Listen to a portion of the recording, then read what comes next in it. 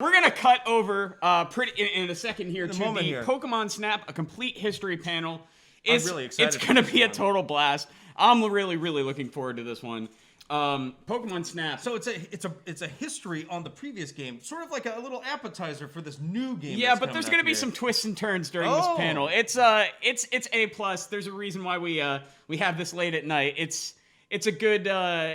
You know what? I say we just let it roll and we let it speak for itself. All right. Yeah, let's do it, guys. Let's cut over to that panel. Hello, everybody, and welcome to our panel, Pokemon Snap, a video shitpost on the past and future of the Pokemon Snap franchise. My name is Max. I'm Andrew.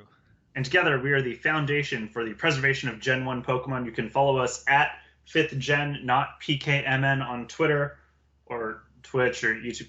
We're on a lot of things. That's what's important. And hello, MAGWest. I know that we're not interacting in person right now, and I know that's very upsetting to all of you, but I would like you to know that from the bottom of my heart, I wish that we could all hang out and not catch coronavirus and die in a fire. But that's not the reality we live in. But there's one good thing about the reality we live in. Andrew, do you know what that is? No, I don't. What is it? It's that Pokemon Snap 2 has finally been announced. Huzzah. After 20 long years, we're getting a Pokemon Snap 2. I mean, it's almost as long as they waited for the Avatar. It is. But unlike,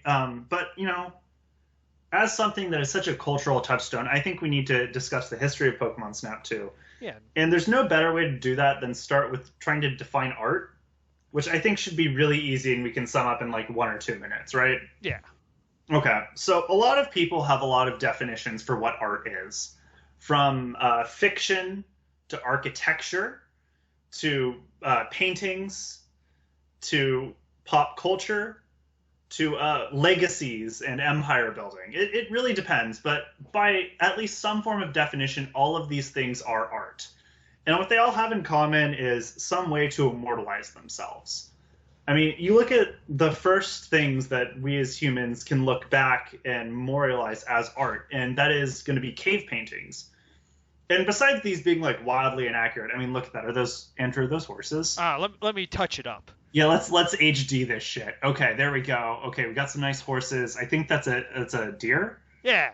Yeah. Okay. Cool. What's that thing in the middle though? Is that It's Ducky from the land. Okay, so clearly cavemen did not understand history, but we can understand cavemen's misinterpretation of history because they don't know how to draw. And that's because back then there wasn't a way to objectively immortalize what you were seeing. Anyone could draw a horse. Anyone could draw a deer. Anyone could draw a ducky. Anyone could draw a tree. But the difference is now you can take a picture of a tree and suddenly it's not up to the interpretation of like, are they trying to draw a tree? Is it a political statement? Do they not understand history and think we live in a young Earth creationist world? No, they take a picture of a tree. It's immortalized. It's art. We've solved everything. Photography is art. Pokemon Snap has fixed the universe. Thank goodness. Now, so where did this photography come from? Well, that was the invention of the camera way back in 1021. Well, hold up. But the camera was invented with Pokemon Snap. That's what I was taught, and that's right. Because before Pokemon Snap, we didn't have cameras.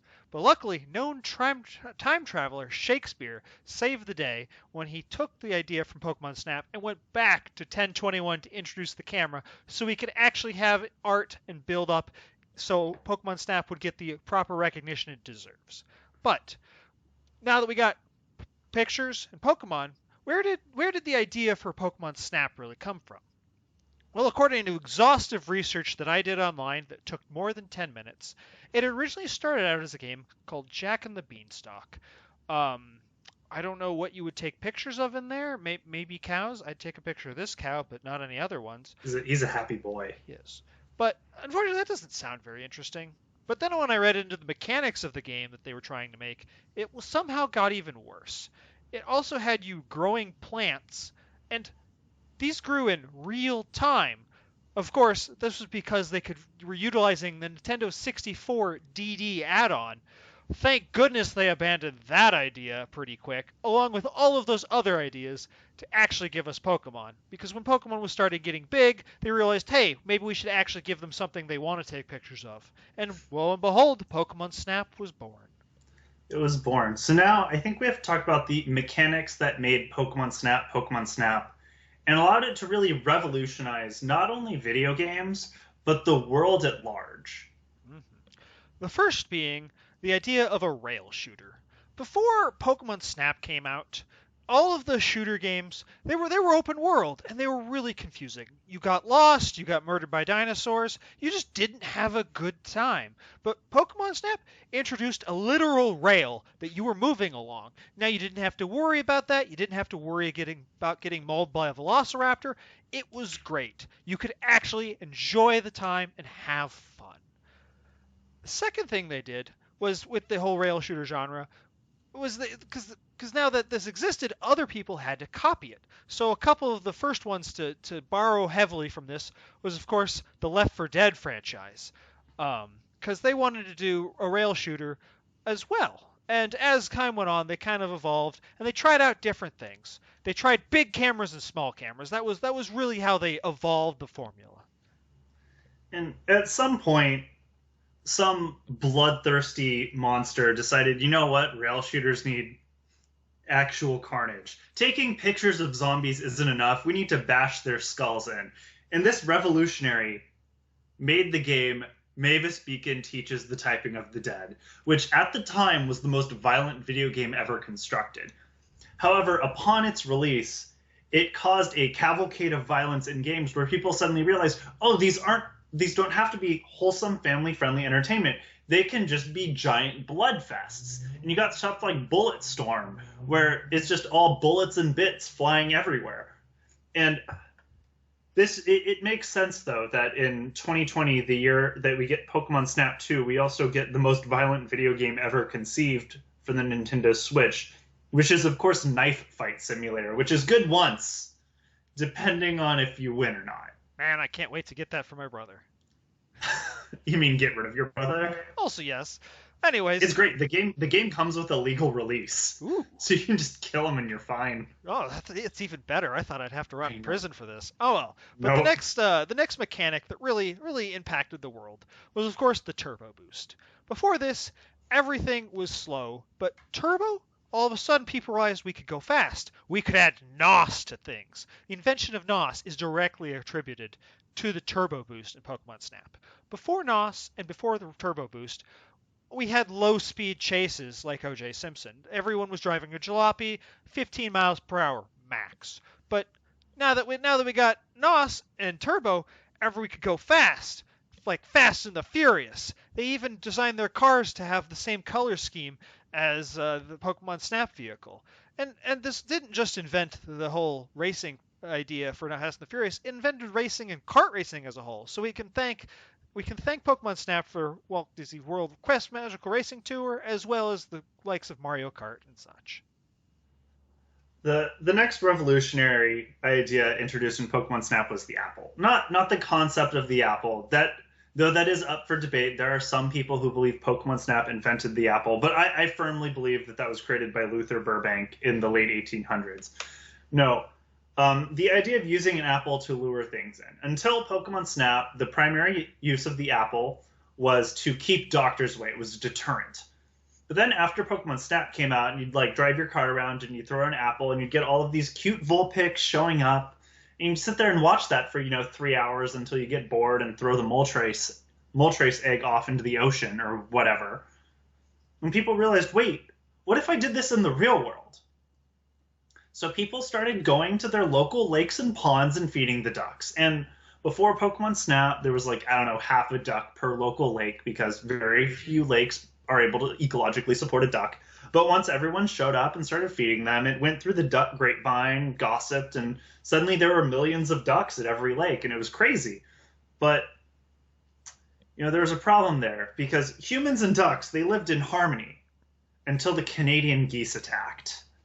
And it was a fucking shit show. They'd show up, they'd just attack your dad, they'd attack your brother because he chased it around. And They're assholes. Basically, Canadian geese suck. They're a blight upon Canada. We need to build a wall.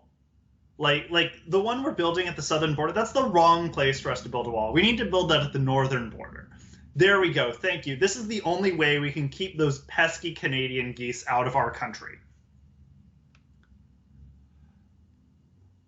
Never mind. At least, on the bright side, we did get the Untitled Goose Game out of the whole fiasco. And I don't know, I love running around as a goose and pestering people. And that kid looks kind of like Donald Trump. So it feels really good to scare the shit out of him, lock him in a phone booth, and then untie his shoes and trip his ass.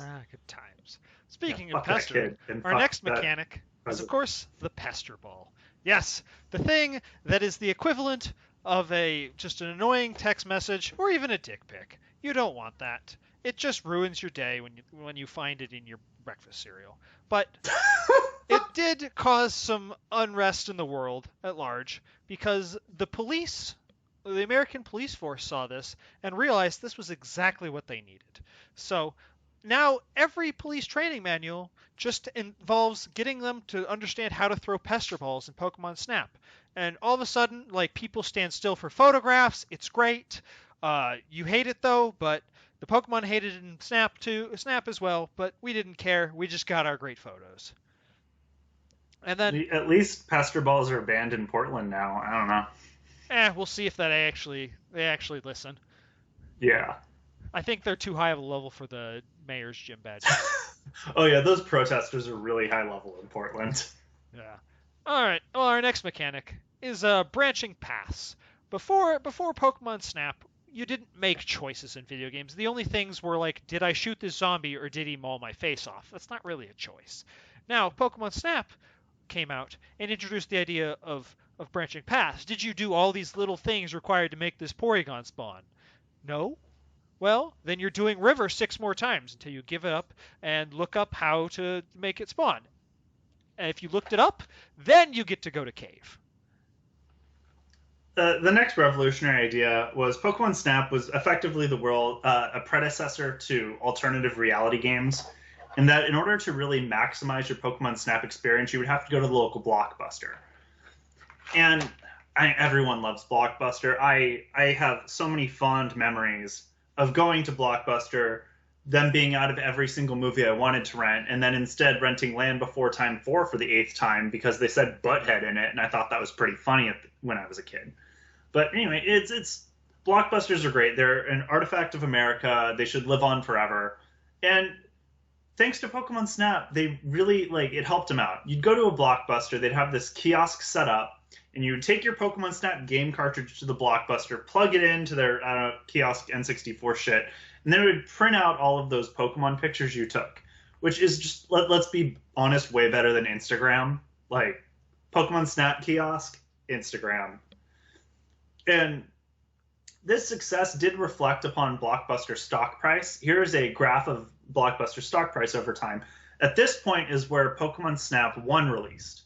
And you saw it was a big jump. They went up from about $10 a share to $30 a share over a year, which is impressive. But I think that when Pokemon Snap 2 comes out, we're going to see an even larger change. I think their stock price will go so high even Vegeta cannot fathom the numbers. And finally, Pokemon Snap also spearheaded the idea of anti-piracy. In all of the cracked versions of the game on emulators, it didn't run. All of the photos were black. It just something weird with the emulation, but people couldn't get it to work. So if you wanted to play Pokemon Snap, you were stuck buying it or going through Virtual Console on the Wii U. Or no, it was the Wii. But still, it was the best anti-piracy you could have. Yeah, it was great.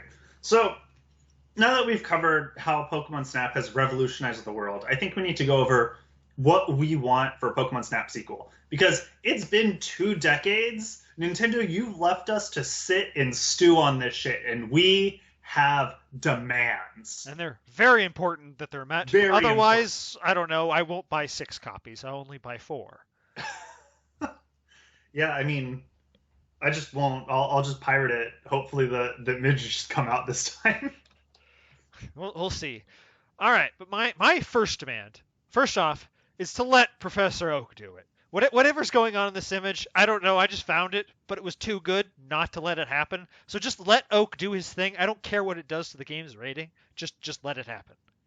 Yeah, we can earn that M rating. Next, now, I think that because it's been so long, Pokemon Snap 2 really needs a grounded protagonist we can all relate to.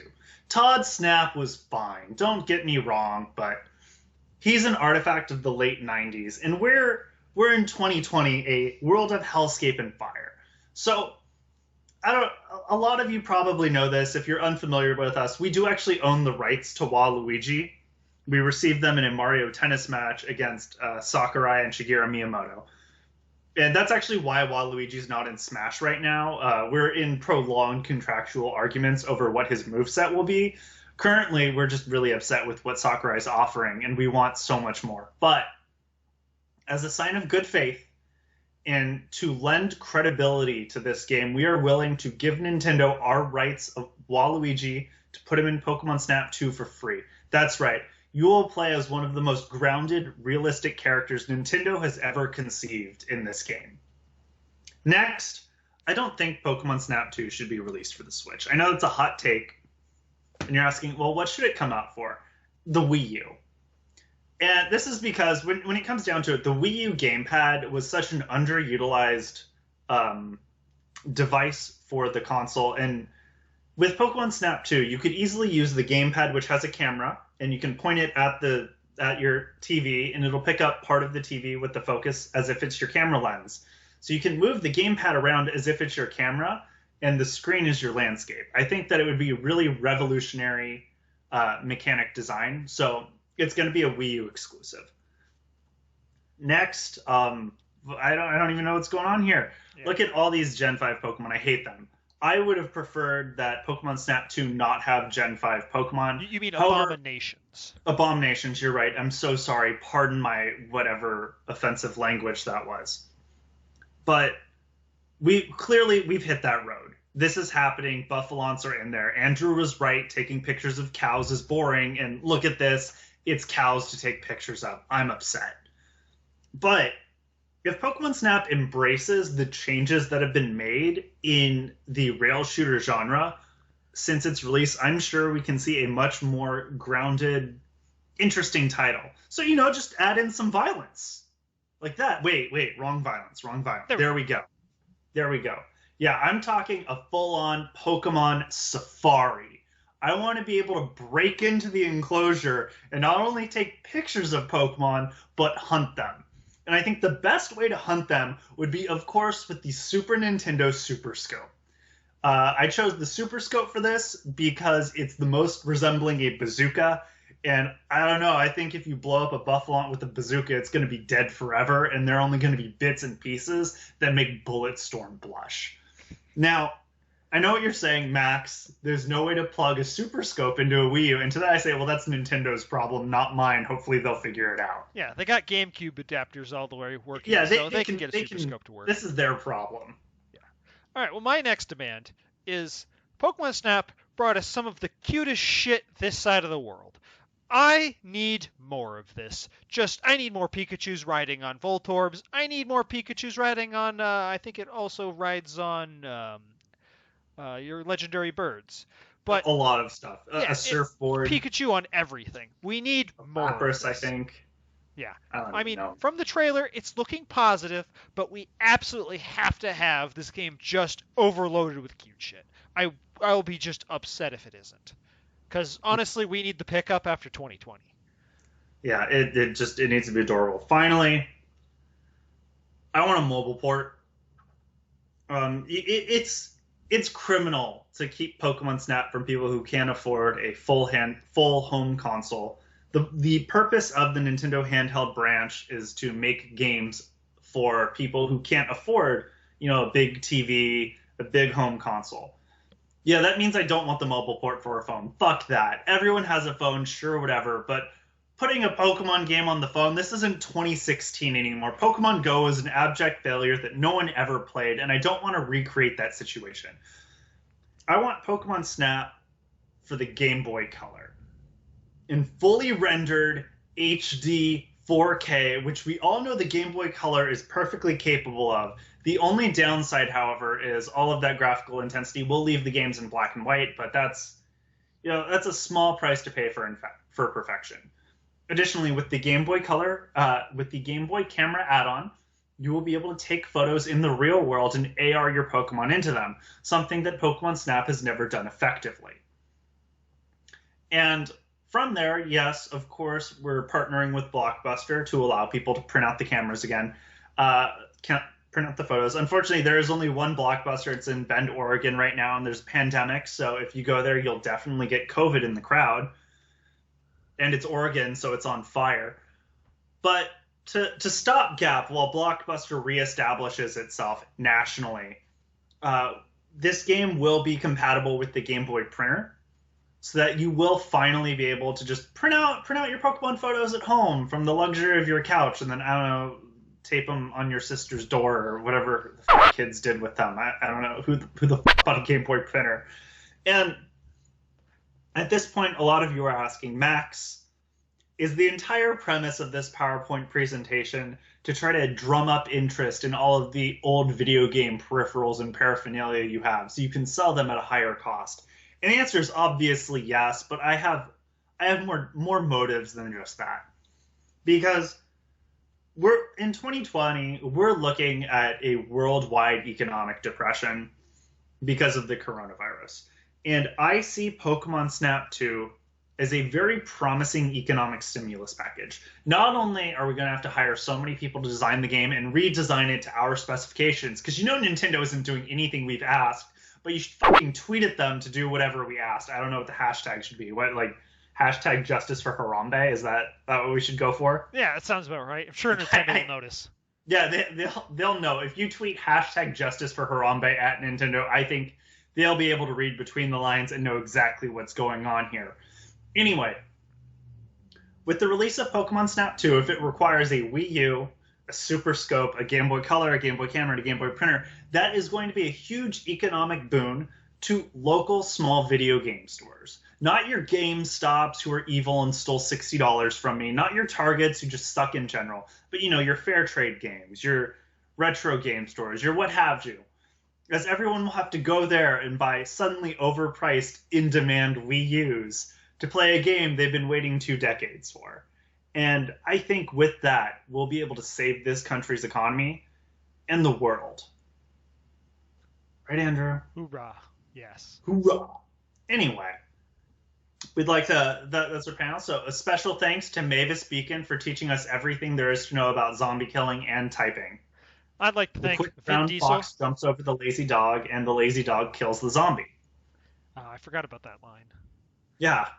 Both in this panel and real Clearly life. you never played Mavis Beacon. What were you, Jumpstart Kid? Probably. Probably blocked was all that too. out. But I'd like to thank Vin Diesel for voicing the Iron Giant, because that made my childhood badass for sure. Oh yeah, man. And Nintendo for finally making Pokemon Snap 2. It better be fucking good. You've made us wait 20 years. I mean, we had other demands. We could have demanded a GameCube port, a re-release of Pokemon Snap 1 to go with it, updated HD graphics, but no, we're keeping it simple and reasonable because we know if you ask for too much, you don't get anything. So you ask for just enough, and hopefully we'll get that, which in this case is being able to blow up a Buffalon with a goddamn bazooka. Oh, please, oh, please. Please, please, please. I guess we should also thank our audience for putting up with our shit for 4 years now. Can you believe we've been paneling this bullshit for 4 years, Max? I mean, no, because we'd be good at it if we'd been doing this for 4 years for real. You would I'd hope. like to think, you would hope, but we can't.